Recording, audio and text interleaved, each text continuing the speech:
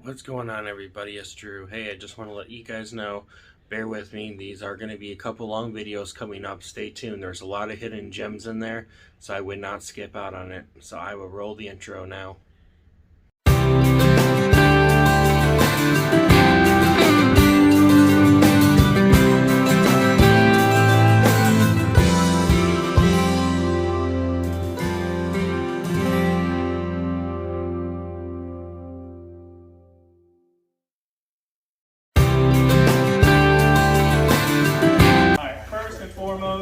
We want to thank each and every one of you for coming out today.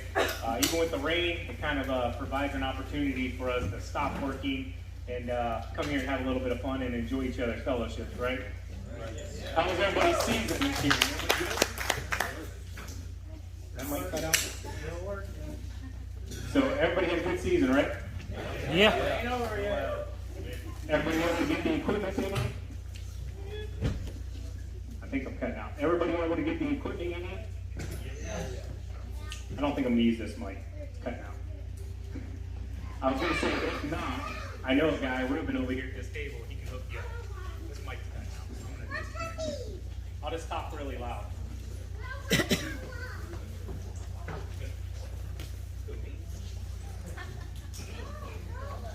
Anyways, if you can't get the equipment you need, talk to Ruben over here, the gentleman in the white shirt. He gets you hooked up with whatever you need.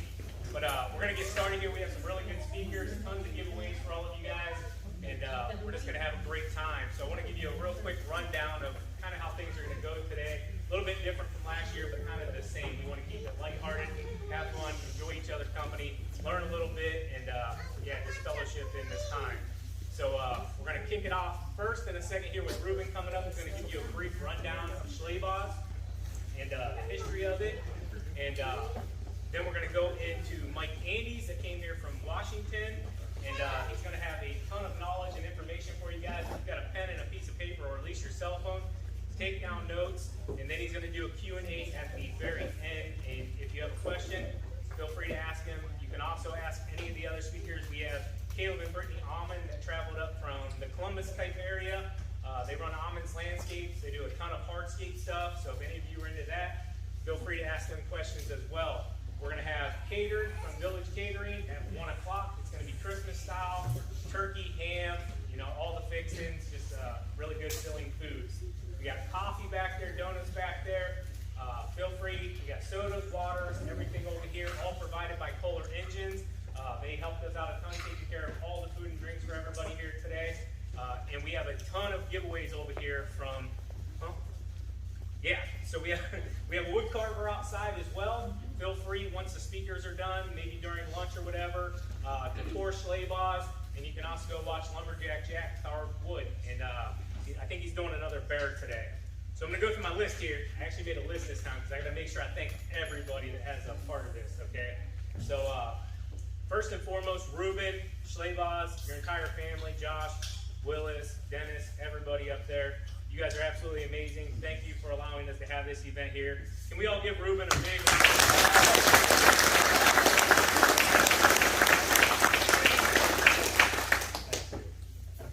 Also, today would not be possible without a few of our close friends that we've really made over the last few years. So I'm going to kind of point them out and ask them to stand up as well. So Dan and Tessa, would you guys stand up wherever you are?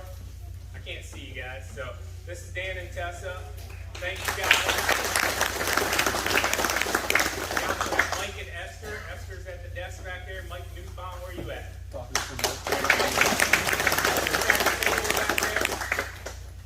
Thank you guys. You helped us out a ton this week with the job, and we come help you guys with the job, and then putting all these tables and everything out, we don't take it for granted. So thank you guys so much. I made a note here. Tessa, thank you for picking up the poinsettias yesterday. I know you had to go to like 30 stores. The Toro Company, thank you so much for all of the giveaways. They have a grand prize up here, giveaway. They're going to be giving away an entire battery unit setup. I mean, it's got trimmers, edgers, blowers, you name it. It's an entire pack. I don't know what that thing retails for, but I'm sure it's probably not very cheap. Kohler Engines, once again, for buying all the food, and a grand prize, which will be this Turf Master up front here. We're going to be giving away to one lucky person person at the end of this event. So great big thank you to Polar Engines. Element Software is a big sponsor of Spencer Lawn Care. Without them, this would not be possible as well. It makes it easier for us to purchase equipment, and their software is absolutely phenomenal. If you guys get a chance, check them out. Right now they're running a free sign up until, you know the date?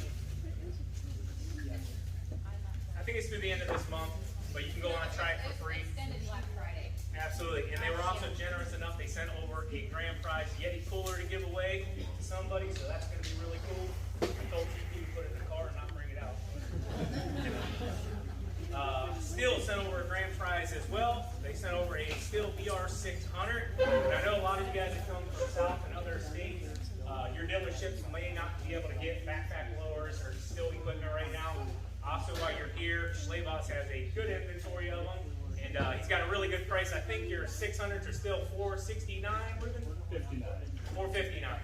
So even better, guys. You can take the 600 home with you today. Also, if you buy something at Schleyboss during any time period while you're here, you get an extra ticket to put into a grand prize ticket box back here. So feel free to do that as well. Anybody in Schleyboss at any point will help you out with anything you guys need. Equipment Defender sent over an entire trailer setup, backpack rack, 3 trimmer rack, their brand new chainsaw rack, so we want to show them some love for their grand prize. SureCan sent over some gas cans, Cujo sent over a couple of gift cards for their yard shoes, and IsoTunes sent over some ear protection as well to give away to you guys. So we want to show all of these companies love.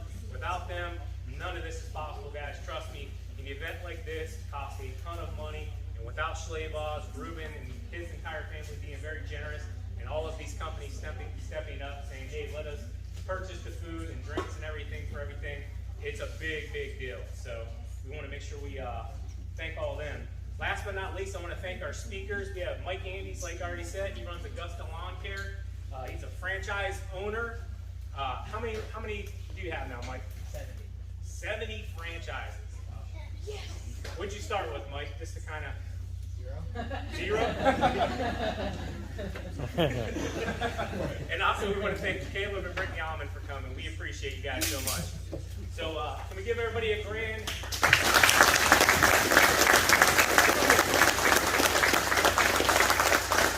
Sorry, TJ, you didn't get to talk.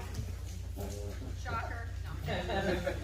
That mic's cut really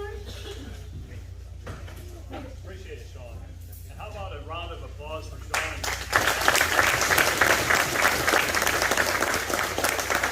We really appreciate this because we obviously know there's a lot of planning and there's a lot of things that go into this. We did some, we tried to do our part, but they are special customers, obviously, as are all the other landscapers. All our customers are our best as far as that's concerned.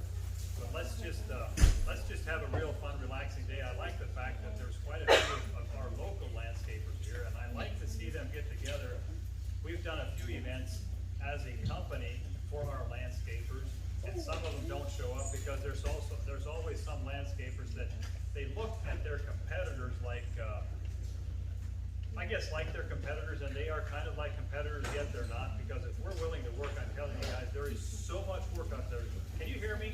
Yes. Okay, there's so much work out there to be done. I don't think we have to, I don't even look at our competitors as in other companies like us as competitors.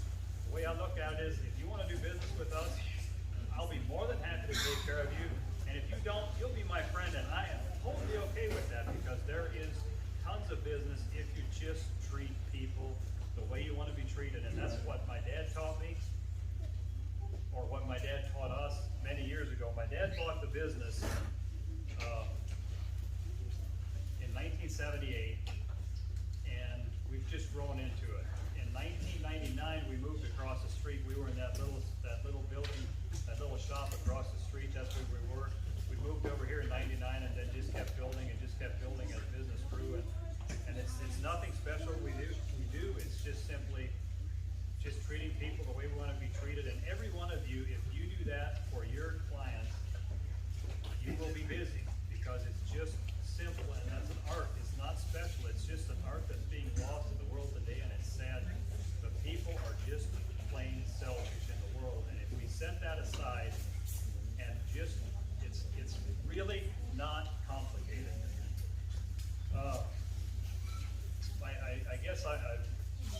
Dad sold the business to us boys about 20 years ago. My brother and I became a partner, and then when my younger brother Willis got married, that was almost 20 years ago, he became a partner. Dad stepped aside, and it's my brother and myself are partners as of right now. My son is just getting ready to transition into the business. We're getting older. I'm losing hair. You know what? I don't care what age you guys are. I had another, and this was an Amish businessman. We were traveling. I don't hope I take up too much time, but we were traveling, and he was like 56 years old, and I'm 48, by the way. I might look 60, but I'm 48. And he said, I think I'm in the prime of my business right now. And I laughed. And I said, Wayne, you're in the prime. I'm sorry. The way I look at it, our pencil gets dull. It takes young, energetic people just like this. And if we don't do that in our business, bring young, fresh blood in, they will make it go. Look what my dad did. And then look what his boys did. And my boy can do the same thing. We get kind of set. We're satisfied the way it is, and I am satisfied. If I could have it the way I want, I'd say we stay. I don't want to go back. Let's just keep it the way it is. But you know what? Business does not work that way. If you don't go forward, it takes young blood to bring that up and keep working.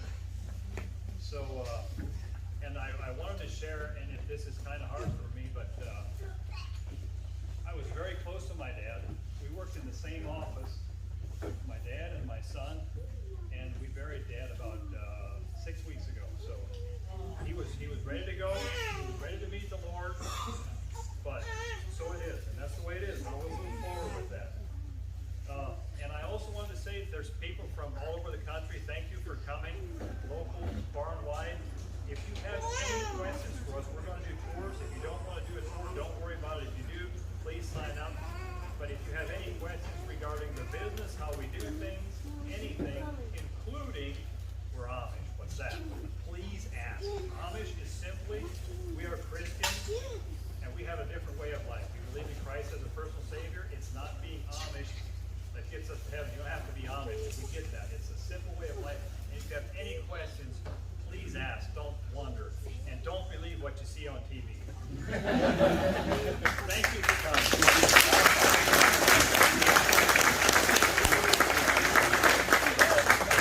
Real quick, I totally forgot. We have to say a prayer. So I'm going to put Dan on the spot. Dan, will you gentlemen remove your hats, please? We're going to say a quick prayer before we get this event going. Dear Heavenly Father, we thank you for this day you've given us. We thank you for this time to fellowship with one another. We ask you that you would just bless this event, bless the food, bless the hands that prepare the food for us. We ask you that you just keep your covering on us on our way back to our destinations, and we thank you again for this event. In Jesus' name pray. Amen. Amen. Alright, so before I bring up Mike Andes, I got to kind of tell you guys a quick story about Mike, okay? So, probably about 3 years ago, maybe even 4 years ago, I open up the mailbox and I get this package, okay? And it's a book. And this author named Mike Andes wrote this book. And it's called Zero Turn. And I'm like, the heck is this? So I take it in the house, sit it on the shelf, read the note. And, you know, it's a really nice note he put in there. And that was the first time I ever heard of Mike Andes. He mailed me this book. And it was really out of gratitude, out of his heart, because he has the same heart as a lot of us, and that is just helping other people, helping fellow landscapers, lawn care professionals, have a better business, and be a better person altogether, okay? So I get this book, and I'm reading the note, and I'm like, man, that was really nice of him just to send me his book, okay? And then I kind of put it on the shelf because I don't have a lot of time, like a lot of you, and then winter came along, and I read a few chapters, and I put it back on the shelf, and, you know, come back to it a few years later, and all that good stuff. But I wanted to point out Mike's generosity.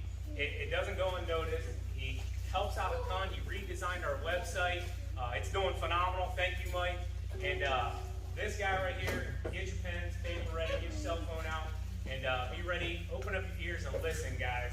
He's done it. He's doing it. He's super successful. And he started with nothing, and, you know, he's just absolutely crushing it right now.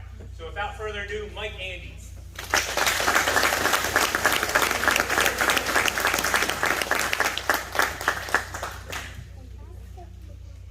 Does everyone do it? Who has absolutely no idea who I am? Just raise your hand. Okay, great. So I'm not 12 years old. You might look 60 and be 48. I probably look the opposite. So, but yeah, we own Augusta Lawn Care. about 70 locations around North America. So most of you probably might have found out about it because we actually compete with you, which is totally fine. But it's a lot of fun, and I hope today that something is said that is helpful for all of you in your business. We are going to talk numbers. We're going to talk business stuff. I'm not really the best person to talk about equipment, honestly. I'm not the best at any of that stuff, but I do think that something can be said in terms of business that can help you and grow your company. So I apologize if it's not super fun or exciting, but I do think it is going to help your business coming into 2022. And I wanted to kind of first off say though, big thanks to Sean, Savannah. It takes a lot of work to put this event on, and you know I've done these before too. We have one coming up, and it's a lot of work behind the scenes, all the drinks and all the rest of it. So big shout out to you. Thank you for hosting this event. I think though the reason that I'm so passionate about us as landscapers and everyone in this room making more money, these lights are great, aren't they? It's like blinding. You can't see in your faces. It's okay.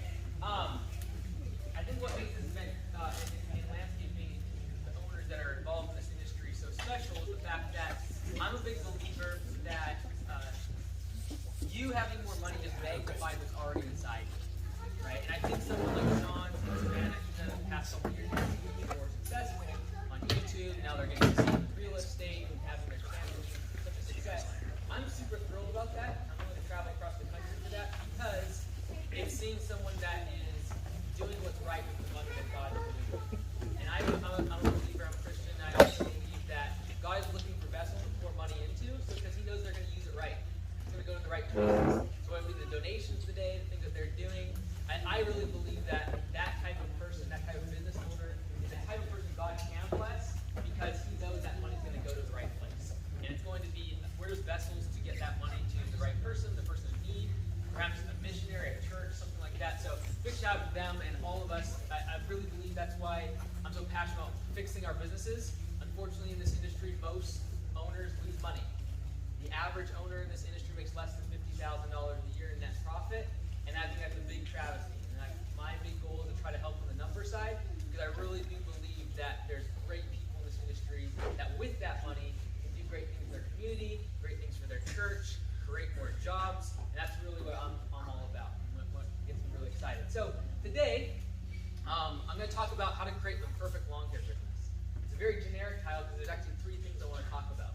And so I'm going to talk about 3 things that would make your business perfect. First of all, would be low stress. Right? The second is going to be high profit margins, make more money. And the third thing would be great employees. And I know those are really general, generic topics, but something here today I've never said before. So it's going to be new and exciting for all of us. So I want to first kind of give an illustration. Could someone throw me a water bottle? Because this one's like almost empty and I need a full one. If you just throw it to me, I can catch it. I promise. Just whip it over. Just one. Just need one. That's it. Cool. Thank you. How I kind of look at stress is, in your business, is you're going to have things going on in life. Oh, thank you, man. Nice. Are you going to turn back there for me? Thank you. I appreciate it. Being so small, I can actually lose this whole path of the I almost got a step stool, but then I saw the one they used for the steps, and I was like, that's a death trap. All right, so this is how I kind of look at you and your business and all the stress that's happening. And I know it's the end of the year, and hopefully for some of us it's a little bit lower stress than usual in terms of this time of year. But there's a lot of stuff that goes into, as time goes on, more and more water is poured throughout the year, employees leave, you got financial pressure, there's just a ton of stuff going on, right? And so I look at stress in your business kind of like this cup and all the water and stuff that goes inside of it. And honestly, for most of us, we're entrepreneurial, we're strong, type A type personalities. We can live with this for a long time, dealing with this type of stress. Like I could hold this for a long, long time. And I could hold the rest of this speech, and honestly, by 45 minutes, an hour goes by, it'd be annoying, right? But I can still do it. I can still handle the stress, no problem, just holding this cup out with a little bit of water in here. But you give me like a day, now it's like my arm would start aching, start really being up to pain. I really hate the fact that I can keep holding this water up. You give this like 2-3 days, eventually my arms will become paralyzed, I'm not going to be able to move it, there's going to be excruciating pain, my arm will probably go numb, and eventually I'll drop it. And so what happens in our businesses is that all of this stuff accumulates, bottling up all of this stress. And there's financial stress, there's emotional stress, there's stress with employees, and a lot of times it comes back to the fact that we're struggling even financially. All of that is stress. And I really believe in events like this because it's a time for us to put down that cup and let our arm rest a little bit. Because you have to, I believe that, hey, being a business owner is always going to be super stressful. There's no way around that. The fact of the matter is that you've got to have points in time where you actually allow that stress to go away. And you actually start thinking about the business, start thinking about the numbers, start thinking about strategy, because that's the opportunity to put down the glass and actually start to relax a little bit. Whether you're going on vacation, taking some time off, being with your spouse or family, coming to events like this is allowing you to put down that stress for just a moment and actually calibrate and get stronger. At the end of the day, holding that cup of water out like that doesn't actually build muscle. Most of that stress goes directly to your ligaments and to your bones. And so when we talk about stress in your business, I really believe that just holding on to it forever, eventually it's going to crash. Whether it be a breakup, whether it be financially go bankrupt, whether it be an employee leaving that has always been with you and then all of a sudden everything just collapses, eventually if that stress is not alleviated, it will lead to a crash. It will lead to a massive mess. And we all know business owners in this industry and others that we look at their business, we look at their life, and it's a mess. And a lot of times because the business owner kept holding on to that stress and kept bottling it up until finally one day, and we all point back to the one day. What I'm concerned about is so many of us are holding out on stress in all these different areas of our life, and eventually it's going to collapse. And so when we look at stress, I truly believe we as owners have to be self-aware enough to realize that we are holding that cup of water and that we've got to have times of relaxation. We've got to have times we step back from the business and we take pressure off our body, whether it be emotionally, physically, spiritually, financially, and start stepping back from our business. When you think about building muscle is not through one constant movement like this. If I want to build muscle, it's up and down. It's up and down. And I would encourage you, if you're feeling overwhelmed and super stressed, and I've been there. I know it's like to borrow money from family to make payroll. I know it's like to be in debt in college and trying to do your business and trying to make payroll, and someone's asking for a raise and you have no money. I know it's like extremely stressful.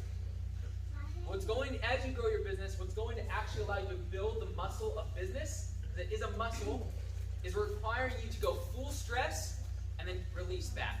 Relax. Take some time off. Turn your phone off. Let someone else take the calls. Let someone else go back and do the complaint. Then it's back on Monday morning. We're back in stress. That's what builds muscle. When you go to a gym, you don't hold 300 pounds like this and expect to become a bodybuilder.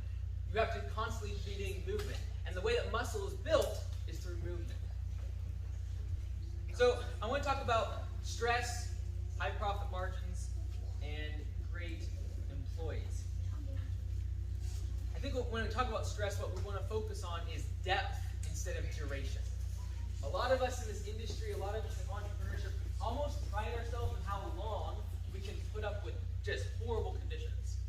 I can work out in the rain for 10 hours. I can, for 3 years I didn't get any sleep and I grew my business. That's great. That's duration. But what we need to focus on is depth. How much weight were you holding? Well, I was only holding like 1 pound. Well, I could have made 20 or 30 pounds if I would have done it on and off, on and off. And you'll actually get more accomplished because you're able to go deeper. When you're with your employees, you'll actually be fully engaged because you're no longer stressing about the emotional things you've been bagging up for so long. On and off. On and off. All right, let's switch to number 2, making money. That's over here. Let's go. What's some of your goals for this coming year in terms of what you want to? What's the plan? Like obviously, just 2021. Anyone want to raise their hand and kind of tell in one sentence what their revenue numbers are, whatever it is? What's your goals for 2022? Go for it. Hands. Yes. To make more money than last year. Okay, what's that number going to be? I don't know. Okay. I'm not going to say that out loud, but to make more money than last year. Cool. Anyone else? Let's share what our business goals for 2022 are. 20% increase in revenue. Cool. Anyone else? Business goals for 2022. It doesn't have to be numbers, just whatever comes to mind. Yeah. Go full time. All right. Any other business goals? Purchase new equipment with cash. Purchase new equipment with cash. Yeah. 30% increase in weekly customers. 30% increase in weekly customers. Anyone else? Yeah. Move towards more target clients. Move towards more target customers. Anybody else want to share their goals for 2022 for the business? Yep. 100,000 for the year. Great. I appreciate it, you guys. All right. So what I want to do now is I want to ask you in the perfect business, because again we're going to step away from reality for a moment and talk about the perfect long-term business. I'm going to give you 3 different options. I don't want you to say it out loud, but in your mind, just answer what you would rather have. I'm going to give you 3 options in your business for 2022. What could happen? And I want you to respond in your mind what you would prefer. 3 different things. If I was a fairy, I could just give you whatever wish you wanted. Which of these 3 would you have? Number 1 is to double the number of new customers you have. Number 2 is to double the price of all your current services. Number 3 is to double the value of your existing customers. All right. So what I'm going to do, I asked for a whiteboard, but we were on a budget, Sean said, so we couldn't get a whiteboard. So you're going to imagine with me a little bit, all right? So these 3 examples. Number 1, double the number of new clients. Who wouldn't want that, right? All of these are positive. The fairy that came today is going to give you whatever wish you want. These are all positive. But I want you to ask which one of these are actually going to move the needle for your business the most. I would love to double the number of new customers. Let's go. Number 2, double the price. Fantastic. Getting more money. Number 3, double the value of my existing customers, which means instead of them spending, $500 a year, they're going to spend $1,000. No new customers that have to call me all the time. I get the exact same because I upsell them more services. I double the value. So let's run the math. If you have a pencil and pen, good for you. I don't have a whiteboard to show you this. All right, so let's run the math. Let's assume that we make the value of a customer is $2,000 in revenue per year. All right, everyone following me so far? We're all tracking in the same direction. $2,000 annual value of the customer. We're also going to assume that we have a 20% profit margin, okay, which I know for some of you, if your solo is low, but let's just assume that number. It's a very good number once you start to grow your business, past $1 million in revenue. But profit margin, 20%. What that means is I'm going to do $2,000 in revenue per customer. On every customer, I'm going to make $400 in profit. All right? Let's run through those 3 fairy options of the perfect lawn care business, and let's talk about the results of them. So our first result, number 1, we double the number of our customers. Okay? What's going to happen is we're going to go from 100 customers to 200 customers.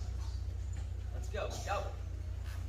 Now, what that means is last year we made $200,000 in revenue. Why? Because we had 100 customers at an average of $2,000 per customer. So we did $200,000 in revenue. We doubled the number of customers, still at a $2,000 per year average. Now, what's our annual revenue going to be? $400,000. All right, we doubled the number of customers. Option number 2, we're going to go over in just a second, but I want to go over number 3 first, and that's double the value of your existing customers. Okay? And let me take a step back. On option number 1, your profit was $20,000, and it doubled to $80,000. All right, so we had $200,000 in revenue, therefore we had $40,000 in profit. We doubled the business, we had $400,000 in revenue, $80,000 in profit. Very good. All right. Option number 3 is we're going to double the value of your existing customers. So your 100 clients doesn't change. We're going to keep that. But what we're going to do is we're going to make it more efficient. We're going to actually raise prices, or we're going to do whatever you got to do to upsell new customers and make sure that their value goes from $2,000 per client in that year to $4,000. Is everyone tracking with me so far? All right. So maybe we sell them a leaf cleanup, we sell them a mulch installation, we sell them a bush trimming. We get them to do some winter services with us. And instead of them spending an average of $2,000 per year, they now spend $4,000. So what are the metrics for option number 3, which is going to be 100 customers? That doesn't change. But we take that $200,000 in revenue and we turn it also into $400,000 in revenue. But our profit margin stays the same at 20%. So we went from $40,000 in profit to $80,000 in profit. Still really good. We doubled the number of the amount of revenue per customer, and we doubled our profit. All very good. Now I want to talk about option number 2. And who here, tell the truth, said option number 2 was going to be the thing that we would want to do, and is double your price on all existing services. All right, so this is the point I want to make. So if you were to double the price of all of your services, and you had the same 100 customers, all right, and you had a 20% profit margin, that would mean that we had $160,000 to fulfill the services for last year, and $40,000 of that was profit. All right, so we had $200,000 in revenue, we had $160,000 in costs, $40,000 in profit last year. If I could double the price of all of my customers without changing anything else, I wouldn't have to go get more equipment, I wouldn't have to get new employees, so therefore what's going to happen? My margins will go up. I'm not going to be at 20% margin anymore. So if I do that, my $200,000 in revenue is going to go to $400,000 in revenue. All right, it's going to double. Why? Because I double my prices. But this is the cool thing. Your profit will go from $40,000 to $240,000 in profit. You double the price. How'd you get that, man? Remember, our cost to fulfill that work last year was $160,000. I doubled the price. I made $400,000 in revenue. Guess what? My cost to produce that revenue was $160,000. All I did was double my prices. Therefore, my profits went from $40,000 to $240,000 by using option number 2. Option number 1, doubling the number of customers. Option number 3, doubling the value of those customers. Upsell, upsell, upsell. And we focus on that. Upsell, advertise, get more customers. Option number 2, to raise the prices of my existing customers, had a 6x change in my profits versus number 1 and number 2, which gave a 2x profit margin. So I want to really emphasize, and I talk about so much in my videos, so some of you like, this is a dead horse. Don't worry about it. Raising your prices is one of the most impactful things you can do in your volunteer business. And what I fear so much in this industry is we so think that our services are commoditized. We so believe that our services are just something that, hey, our customers are super price sensitive. And I think it's hilarious when people, and trust me, I hear from franchisees when they first join, it's like, oh, if I raise my prices by $2 or $5, like, I'm going to lose a lot of my customers. Like, oh no, Mike, you don't know in my area, people are really price sensitive to lawn care. If you raise your price, they're going to go someplace else. Trust me, I've heard it 100 times. But if I could push you today, if the only thing you get from this next 40 minutes or so is I got to raise my prices, and that's the biggest impact in my business, that would be a massive accomplishment in my mind. So when we look at raising our prices, and we talk about increasing our profit margins, so often the times we get infatuated with how do I get more customers, and that's a 2x lever, all right? Doubling my customers, that's a 2x lever. When we talk about a lever, it's like a seesaw. Who knows what a seesaw is? You know what a seesaw is? All right, what that means is if I can move the center of that seesaw, the fulcrum, to one side, what that means is a small change on one side of that seesaw has a massive impact on the other side of that seesaw. And price is a massive lever in your business. Which means if I just move it a little bit, it'll have a massive impact on my bottom line and my profits. And so you're like, well, I can't double my prices. Okay, I understand that. But if you can raise it by 20, 30, 40%, it's not going to have a 20, 30, 40% impact on your bottom line. It's going to have a 200, 300% increase on your bottom line. All right? It's a massive lever. And we get so infatuated with new customers that not a single person here, at least they weren't confident enough to raise their hand, said they chose number 2, which is to raise prices. Instead of getting more customers, instead of selling more services, and we get this treadmill of selling more services, more customers. I want more of them. I want to go from 300 to 400 customers. I want to go from 400,000 revenue to 500,000 revenue. I want to get 2 employees to 4 employees. And we forget about the bottom line, which actually moves the needle, and that's your profit margin. If you had to double your prices today, this is a question I want you to ask yourself. If you had to double your prices today, what would you do in your business to make that happen? Now, I don't think you can double your prices. For most of you, you can't double your prices without losing a substantial number of customers. I understand that. But if you had to, theoretically, raise your prices by 100%, doubling them next year, what would you have to do to keep customers? Would you have to get a new website? Would you have to get uniforms? Would you have to get registered and insured? Would you have to get an LLC instead of being a sole proprietorship? Would you have to get bonded? Would you have to get a license? Some for spraying or for some contractor's license? What would you have to do to double your prices. If you can get in that mindset, raising it by 20, 30% is not going to be a problem. I've had this exercise many times before in our company, and that's why we charge for what some people think is very premium prices. It's because I forced myself to focus on one thing and one thing only, and that's value. All of us get wrapped up in this dollar equation of price per cut, price per yard installation of mulch, when it has absolutely no bearing on whether the customer actually decides to go with you. It matters about one thing. Is value higher than price? When value is higher than price, in any economic transaction, the transaction will go through. It'll happen. If I think that this water bottle is worth $5 and it's for sale for $1, that transaction will go through. The moment that I just drank 3 gallons of water, though, and now this is worth 10 cents, I will not buy it for $1. The perceived value to me in that moment. So always, we've got so infatuated in this industry is this. In order for value to be higher than price, transaction happens. I get customers. Great. So you know what we've done? There's one way to always make this transaction go through. What is it? Lower price. And so what happens is, well, so-and-so, they have a lower price. I need more customers. Why am I going to lower my price again? And we've constantly gotten this race to the bottom on price, and in doing so, the value proposition we can actually offer the customers is so lousy. We don't have insurance. We don't collect taxes. We don't have uniforms. We don't have a website. We don't have a good trained crew. We can't communicate with the customer. That's what's the problem with this industry, is we've gone to a race to a bottom on price, and therefore value is followed. What I'd encourage you to do today, and this is why I want this exercise, what would I have to do in my business to double the prices tomorrow and not lose a single customer? In order for that to happen, if I want to double my prices, the thing that I need to focus on is raising value. We get so lockstep with, oh, if my closing ratio is low, I've got to lower prices. Yes, you will close more jobs. But if you spend that much time and energy on raising prices and putting that time into how can I produce more value for my customers by having Element, by having a credit card processing, by painting my truck, by having decals on my vehicle, by dressing professionally when I come to the estimate.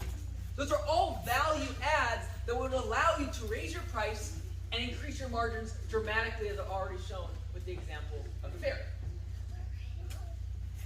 I want to talk about price for a little bit longer. I need 3 people to help me in this example because I don't have a whiteboard, and Sean was cheap and would not get me a whiteboard. I need 3 people. Just like raise your hand, I'll grab you. Boom, boom, and boom. Come on here real quick. Give them a round of applause.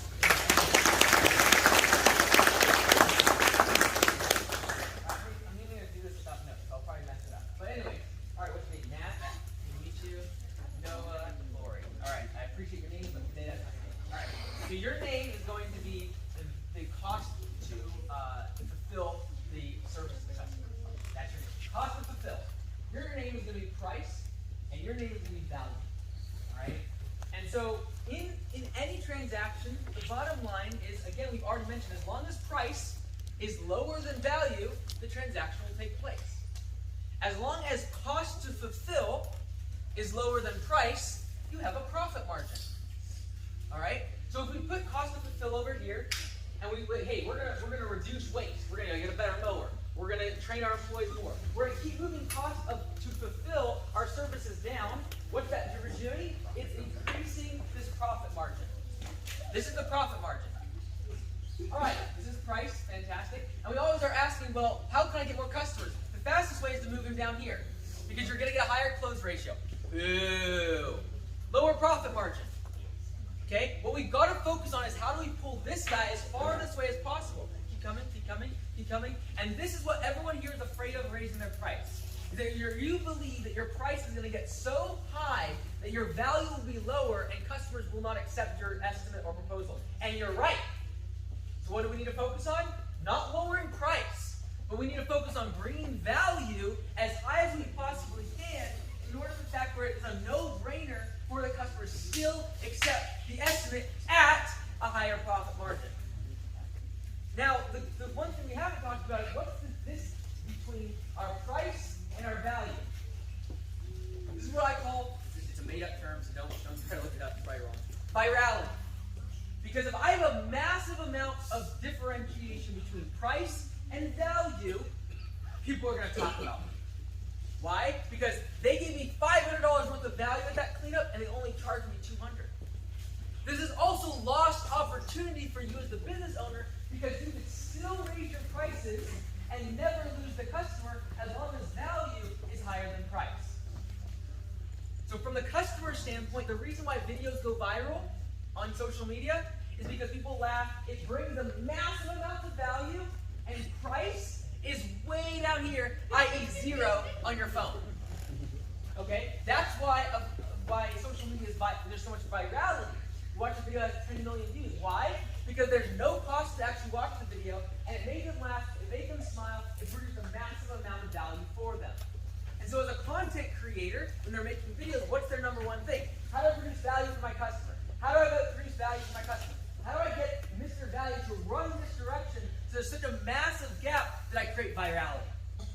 And in your business, it's the same exact way. And most of us sell ourselves short on how much value we provide to our customer, because we look at the value that we offer as cutting lawns, creating stripes, installing multiple trimming bushes, when in reality, the value that we provide is saving time with their family. We're giving them the opportunity to go to church on Sunday and not worry about the lawn. We're giving them the opportunity to not worry about their house when they're on their second vacation of the year for 3 weeks on some Bahamian island. They don't have to worry about their house because you're taking care of it. That's the value you provide. You sell time and peace of mind. You sell time, peace of mind. You do not sell lawn stripes. You do not sell irrigation. You do not sell parts or pieces. You sell value in the form of time and peace of mind. What I encourage you today, as we talked about price already, the impact it will have on your business is start focusing on one thing only, and it's how do I raise my prices and how do I raise my value to the point where I have high profit margins. All right, does that make sense to everybody? Mm-hmm. Cool. All right, thank you. Let's give them a round of applause.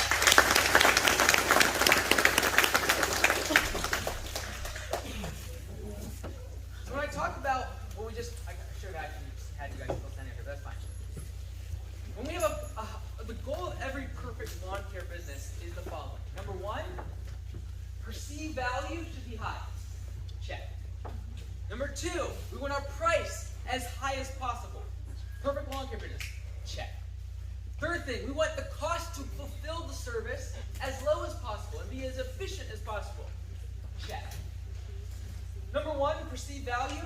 Most of us lose sleep over one thing, and that's cost to fulfill. You notice I hardly even talked to cost to fulfill. I just brought her down as far as I could, and I just left her alone. Most of us are so wrapped up in the next truck, the next equipment, the next trailer, the next mower. And I know we're talking at a great Ruben, God bless you. But the thing is, that's not what's going to change your business. Cost to fulfill will not change your business. That's not a massive lever in your business. It might have a 2x lever in your business, but what's actually going to move the needle for your profit margins is going to be price and value. All right? For most people in the lawn care industry, we lose sleep over number three. Our employees don't show up. They're lazy. They're on their phone all the time. The mower broke down. All of these things. Which, by the way, if your mower breaks down, we have a great sponsor here to talk to you about that. But we lose sleep over number one. We lose sleep over that. We ignore price. Like, hey, price is my prices. Hardly any of you have ever thought about how do I raise my prices and how do I get that done in my business. Very rarely. Not a single one of you raise your hand on number two. And we hardly ever think about how do I raise value to customers. And then we have it all backwards. You should be thinking mostly about how do I produce value to my customer, maximize my price, and that virality, keep it there so you get word of mouth. That's why people talk about you. That's why people post good online reviews, is that they feel there's a discrepancy between the price they paid and the value they got. But you know what's really cool? I don't have to pay a single dollar more to answer my phone when the customer calls. I don't have to pay a single dollar more to make sure my hair is combed before I walk up to the customer's house and make sure that I look presentable. I don't have to pay a single dollar more if I am going to pay for my crew to have any old jacket versus one that has my name on it. Not a single dollar more. So raising price does not mean you gotta raise cost to fulfill. All right? We can talk about that all day long. Not going to talk about it. But at the end of the day, if I gave you a Rolex watch, you would probably treat it really well. You would probably not, even if Sean and Savannah said, hey, why don't you jump on the truck? You'd be like, I'm leaving the Rolex at home. You would care for that Rolex because the perceived value is so high. And the reason your customers treat you bad, and the reason customers beat you up, and the reason you hate your customers is because you have a low perceived value in their eyes. If you want great customers, you want them to look at you like a Rolex. How do you do that? You have the great website. You have the uniform. All the things we talked about because you have a high perceived value. This is a $60 watch. I really could care less what happens to it. Could care less if I lost it in my luggage going back to Washington State. But if it was a Rolex, I probably wouldn't let it out of my sight. And if you can focus so much on a high perceived value, your customers will not move when you raise your price. If Rolex went from $2,000 per watch to $2,400 per watch, guess what? Everyone's still going to buy the watch. How do you become the Rolex of this industry instead of the $20 Timex that no one cares about? That's what we've got to focus on. All right, the third and final part of growing the perfect lawn care business. We talked about stress. We talked about raising your prices so you can make more money. And the third thing is hiring. Who here has employees in your lawn care business? Raise your hand. Cool. Am I okay on time, Sean? You're great. Oh, we need to do Q&A now or after lunch? We can do it after lunch. It's up to you. It's a question. No, keep going. You're good. Cool. All right. Hiring. So if I heard someone say that they're trying to go full time. There's several different catalysts in your business. One is when you go full time. One is when you hire your first employee. One is when you get out of the field and start doing just estimates and selling. Those are several different catalysts in your business where you have big inflection points when you really start to grow. When it comes to hiring, I really think after the pandemic, and I'm really glad most of you here, like over the pandemic in Washington State, it's still alive and well. COVID spreads faster on the West Coast. I've just made that determination. And also double mask and all the rest of it. Anyway. But I really think we have to rethink team culture post-pandemic. We have to rethink the way that we do hiring, and the leverage has changed in the employer-employee dynamic, right? In the past, we would put up a job posting on Craigslist, that one platform, and we'd have 30 applications within 24 hours. I'd have 5 to 6 interviews with the best people, and the next day we'd have people ready to go and their experience and all the rest of it. Now, good luck trying to find anybody to apply, let alone show up to an interview, let alone then show up the first day of work once you've given them a job offer. So how do we actually adapt to this to actually make it work? Because honestly, now you're competing with the likes of Amazon and UPS and Peloton and every other big company that has now allowed their workforce to go virtual. They've allowed them to go answer the phone, take calls, do office work from Ohio when they're in New York and they're in Los Angeles. And the price to hire someone there is $25 an hour minimum, where they get someone here for $12, $13 an hour. You know what that does, right? It raises your costs to employ people locally, because now they have options to work for the other companies that can afford much, much higher wages. Okay? If you don't think this is going to happen, it's happening. Augusta Lawn Care is hiring people all over the United States. Why? Because we live in Washington State, where it's horrible to hire people. It's extremely high cost of living, and I don't want to hire people there. It's going to cost me twice as much as if I just hired someone virtually in Ohio, for example, or Michigan, or any of these places. So the fact that you're like, oh, well, this doesn't have anything to do with me, I'll hire people in 3 or 4 years, you need to start thinking about this now, because it's going to change the whole dynamic. You can no longer just post something on Craigslist or post on Facebook and get people lining up to work for you. Why? Because they don't want to work outside. They don't want to work in the heat. They don't want to work in the cold. They'd rather go make $20 an hour with full benefits, working in an AC facility, moving packages for Amazon. And they're just fine with that. They're happy with that. And we're trying to compete and convince them, hey, you come work for me, you're going to be out in the heat, it's going to be hot, you're going to be sweating, you're going to be dirty.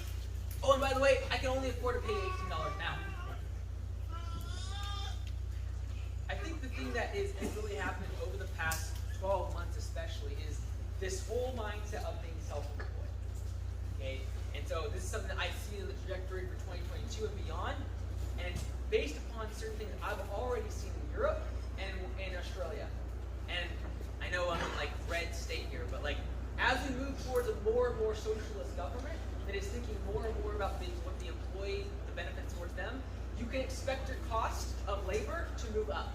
You can expect it harder and harder to find employees, and your wages have to keep going up and up and up.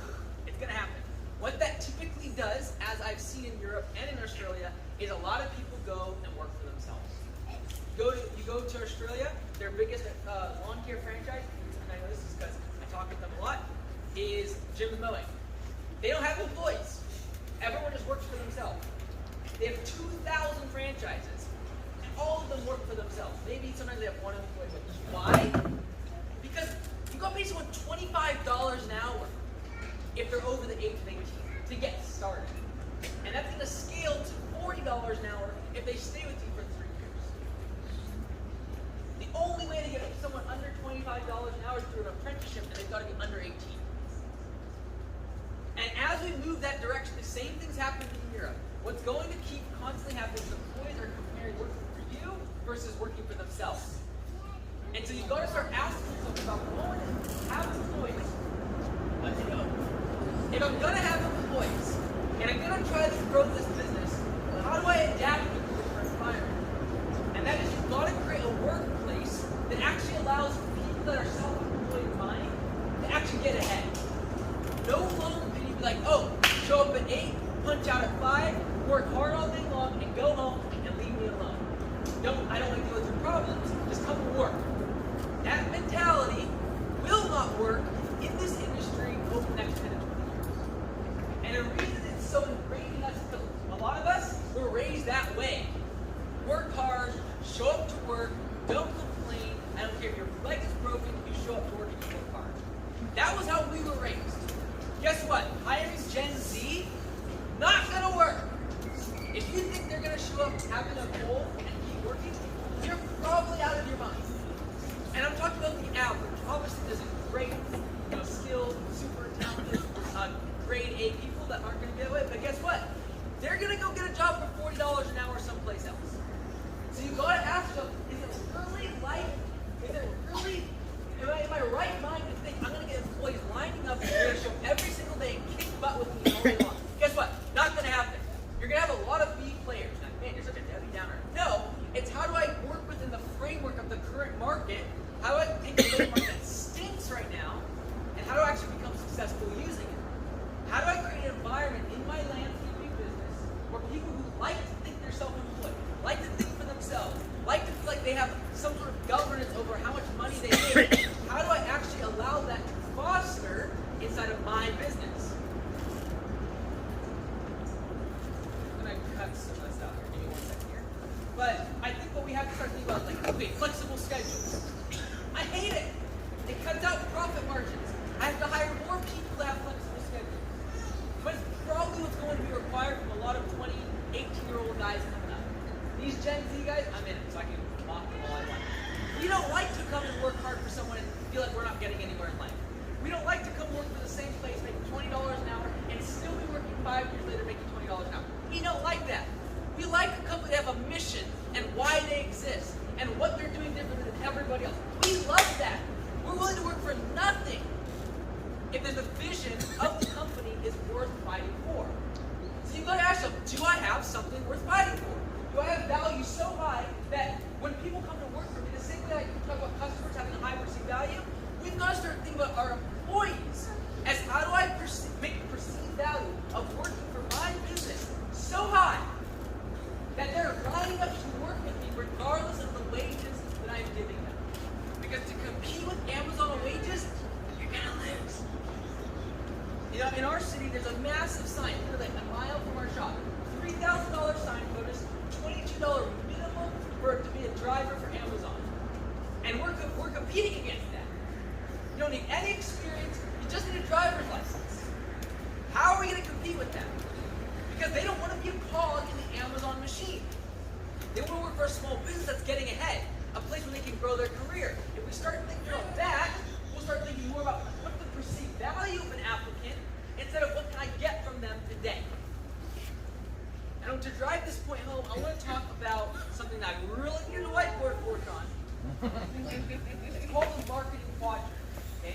write this down. This is a good one to write down. Marketing quadrant. And on that quadrant, we have internal. So, okay, let's just draw it out here. We've got a quadrant, all right? On the top here, we're going to talk about employees. On the bottom here, we're going to talk about customers. And on the top, going down, we're going to have internal versus external. All right, so we got internal employees, external employees. We got internal customers and external customers. Has anyone drawn that out? I can actually use it. No? Okay. Very participative crowd. All right. So the problem is that all of us are focusing on getting more customers, and that's great. When we talk about internal employees, what does that mean? It means how do I, inside of my company, develop a culture where people actually want to stay with me? The same way that I upsell customers, and I'm constantly trying to stay in front of them. You've got to do the same thing for your employees. You've got to keep the vision alive. You've got to have team meetings. You've got to have pay for performance, where they actually want to show up and work hard in their best interest. We have external employees. All right, again, we're in our quadrant. We did internal employees. Now we're talking about external employees. Well, what's that? You've got to be advertising now to get more employees. It's not like they're going to show up in your front door anymore. The same way that we drive home internal employees up here, internal employees. Now we're talking about external employees. I'm actually advertising and trying to pitch to get new employees. And we're going to talk about that one in just a second. But let's talk real quickly about the bottom quadrants, which is internal customers and external customers. Internal customers is how do I take my existing customers and upsell them and keep that value proposition high for them? How do I send them an email every single month trying to get them more services? How do I take them from $2,000 per year value into a $4,000 year value? That's what internal customers is. That quadrant of the marketing scheme. Now the last one is external customers. And that's the one we all love. That's the one we spend lots of money on at HomeAdvisor, Angie's List, Google, Facebook, everywhere. We're always thinking about the next external customer. But that's literally just one part of the quadrant. It's 1/4 of what your marketing strategy needs to be. And if we had more time today, you would literally need to dive into every single part of that quadrant and create a marketing strategy around it. And a lot of us have in mind external customers because that's how we're going to grow our business. And we leave the other 3 parts of the quadrant out of our marketing equation, but that's what we need to focus on. How do I keep selling my existing customers? How do I keep selling my existing employees on the vision of staying here at this business? The average employee in the lawn care landscaping industry lasts a whopping 2 months. How do I keep them longer? How do I, instead of focusing so much on all of the new customers coming up, what about going and advertising, marketing externally to find new employees? If you're going to create a marketing strategy for 2022, I'd highly recommend look at all 4 of those pieces of that quadrant and create a plan around every single one. If you think you're going to find employees here, it's going to be the hardest time you've ever had. You're going to need a plan in place. Getting customers, external customers, not going to be a problem for most of this coming year. Real estate values are high. People have plenty of cash on hand because of stimulus. You're going to get lots of work. But yet, everyone in this room, when I went through those 3 different options, thought about more customers as the end-all, be-all for 2022. When it is not going to be the thing you struggle with in 2022. It's going to be, how do I keep my existing customers? How do I upsell them? How do I keep my existing employees and keep them sold in the vision of what this company is doing? That will change your business and allow you to double your prices. The last thing I want to go over is I want to zoom in on one of those quadrants. And that is the external employees, finding employees. Everyone's like, how do you find employees? What's the best way to do it? I want you to think about finding employees the same way that you think about finding customers. We all have these fancy plans. We have automations to follow up with customers. Element has them. Every other software in the world has them. Follow up with our customers. We send medicine out. We're going to follow up with them. I'm going to call them. I'm going to stay on them. You've got to do the same exact thing. We talk about sales funnels. We've got to do the same exact thing if you think you're going to find employees in 2022 and beyond. What's the first step of a sales process? Well, I'm going to create ads. If I'm trying to get new customers, what am I going to do? I'm going to go put ads out. The same thing needs to happen for finding employees. You're going to spend most of your money if you're trying to grow a sizable business. If you're doing $500, $1 $1 million in revenue, you're going to spend most of your marketing dollars in 2022 on finding employees. Because the work will be there. Most of your ads will be spent on finding employees. That's number one. You spend money on ads to find employees. We also need the same thing for finding employees. Sorry, I meant customers. You spend money on finding customers. We do the same thing for finding employees. Number two is applicants. You know, people apply to your business, and that's like they never hear back from us. It'd be literally like someone filling out an escrow request form on your website and never hearing back from you. So if we're going to try to sell customers and we're going to get an estimate proposal, an estimate request form, or someone contacts you through your website, they give you a phone call, that is the equivalent of an application in your business. This third stage of a sales cycle, if you're selling to a customer, you're going to have a sales meeting. You're going to go to the customer, you're going to talk to the customer about what they want in their lawn, what they want in their bed, what the project's going to entail. That's the equivalent, that meeting is the equivalent of an interview. The same way we think about selling customers, we have to start thinking about selling employees. Alright, so if I'm going to have a great meeting, I'm going to look good, I'm going to brush my hair, I'm going to meet a customer, I should probably do the same thing if I'm meeting an employee. Not like, hey, yeah, meet me at this address and we'll talk to the truck. Probably not a great interview tactic, probably not a good way for you to also talk to a customer. You know, like, hey, I can't come over to you today. Why don't you just come meet me at one of my job sites? Yeah, I know I'm like completely drenched. We'll just hop in my truck and talk about your job. You're probably not going to get that customer. You're also probably not going to get your employee if you treat them like this. The fourth stage, if you're trying to sell a customer, is you're going to follow up with them. Right? You're going to have automation. You're going to give them a call. Sean's going to be like, yo, we got to do your lead cleanup, bro. We got to get our, get some YouTube views out of this. Right? He's going to do that. He's going to follow up with the customer. The same thing should be done for employees. Why do you just let them leave an interview, give them a job offer, and you never hear back from them? Why?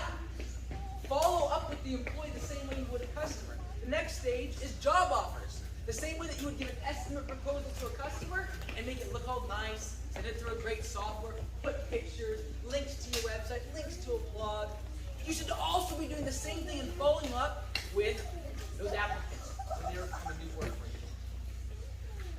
Number 6 is onboarding. All right, we onboard a customer, we onboard an employee. When we're onboarding a customer, what do? Well, hey, this is a great email. You can put your credit card on file. We love you. Welcome to the family. Welcome to the family. That's the same kind of attitude you now need to have when it comes to your process for getting new employees.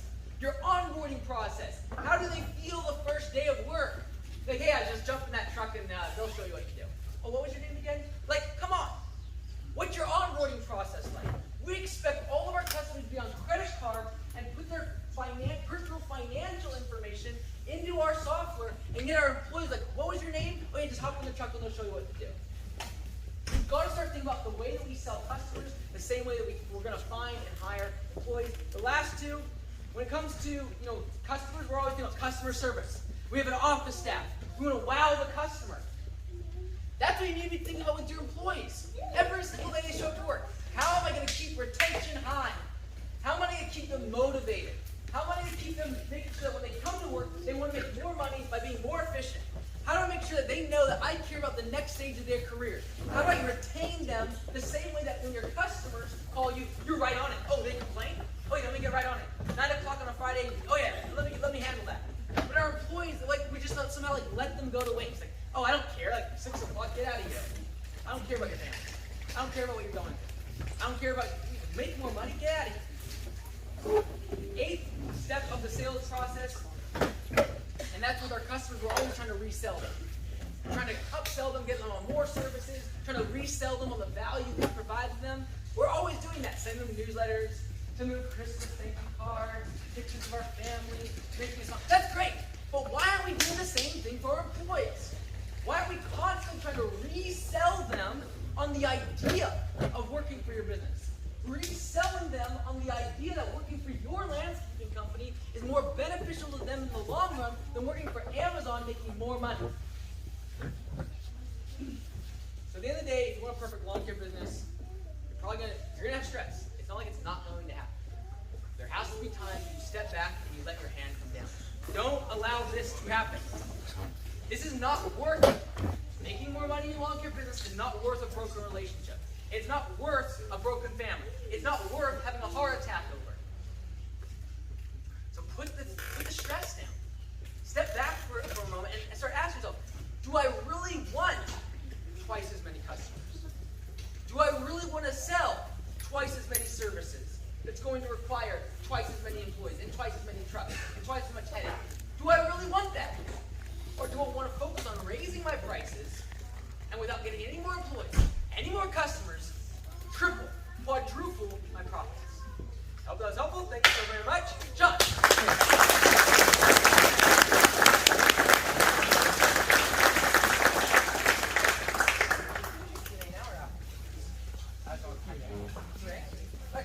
We're going to do some Q&A.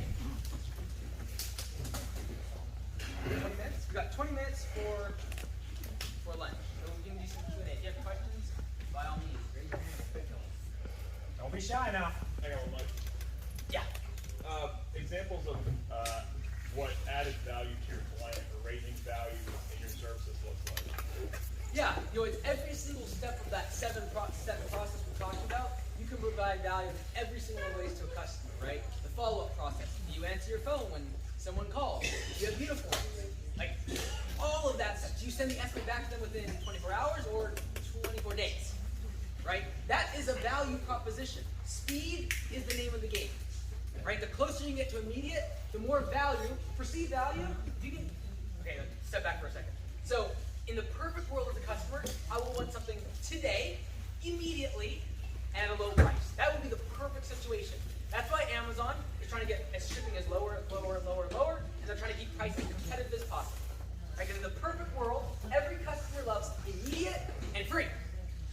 So you've got to ask yourself, hey, I'm not going to compete on the free thing. Goodbye. Kick it out to the side. But what I can do is I can compete on speed. And that produces value. Because if they're waiting for 6 estimates and yours came back within 10 minutes, and 4 days later they still haven't got another estimate, guess what? They're going to go with you. Regardless of price, make price not part of their buying equation. And if you can get them to the fastest, if you get them to be the most professional, if you have the system set up so when your estimate comes to them, they're able to accept immediately without calling, emailing, asking when you're next available, that's value. And you're going to also attract the customer that high perceived value. They treat you like a Rolex.